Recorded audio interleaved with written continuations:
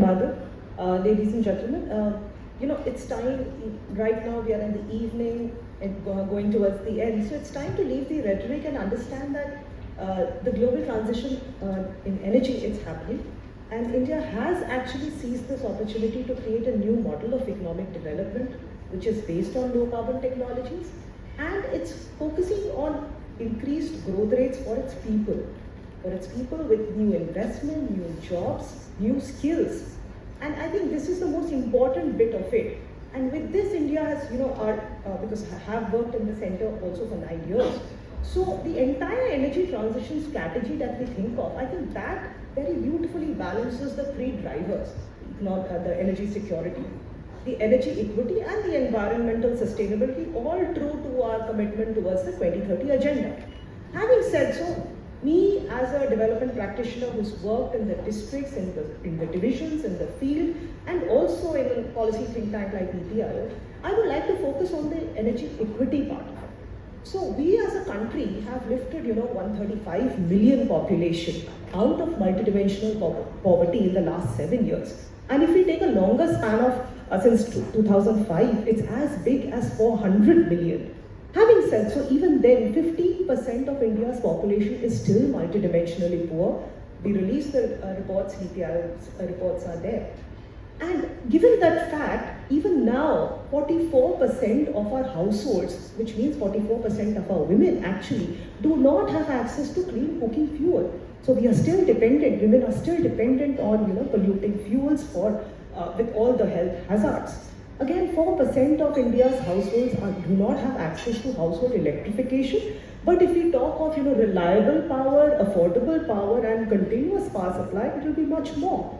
So what does energy equity mean is largely providing affordable, clean, reliable power to these households particularly, and also to ensure that the near poverty and poor households do not fall back into energy poverty and that entire vicious trap.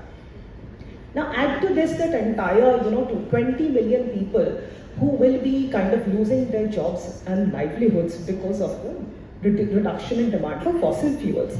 So this entire ecosystem, and they are spatially distributed. These 20 million people, for every one job, there is 10 additional informal workers. So they are distributed in states like Madhya Pradesh, Jharkhand, Bihar, Odisha, West Bengal, and these are exactly the states, if you see the multidimensional poverty index numbers, there the incidence of poverty, the multidimensional poverty is far more, ranging from 20 to 35%. So this just transition lies at the bedrock of it. Skilling, reskilling, and bringing this entire set of people into this ecosystem is most important. And what is the role that national government and the central government and state governments and also municipal and local governments can play? As the vanguard, obviously, the most important role is to ensure that this, the transition trajectory remains just and takes into account the energy equity aspect of it. There are two elements. You kind of asked me to, bring about the discrepancies between what happens in the center and what happens with the state governments. I'll focus on that. So let me just give you two blocks, the decarbonization block and the decentralization block. In the decarbonization block, I'm not going to talk about it. We have all the set of, the central government with all the good intent, has all the policies in place for incentivizing, for chasing all the big targets through their green hydrogen policy, the wind mission, the solar mission, the grid battery, the PLI schemes, and the entire gamut of the regulatory framework, the incentives framework.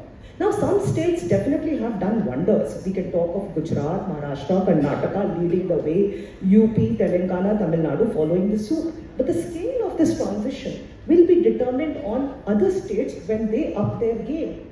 Now, I'll give you a very simple anecdote here because time is less. So, we were doing the Global Mobility Summit way back in 2018 when I was asked by my boss, then boss, to ensure that all states come out with their EV policies. Obviously, 5-6 states had their EV policies, which we got it. And many of my batchmates who were transport secretaries at that time would ask me, can you share with us, the EV policy of X state and Y state? And we all know for what reason.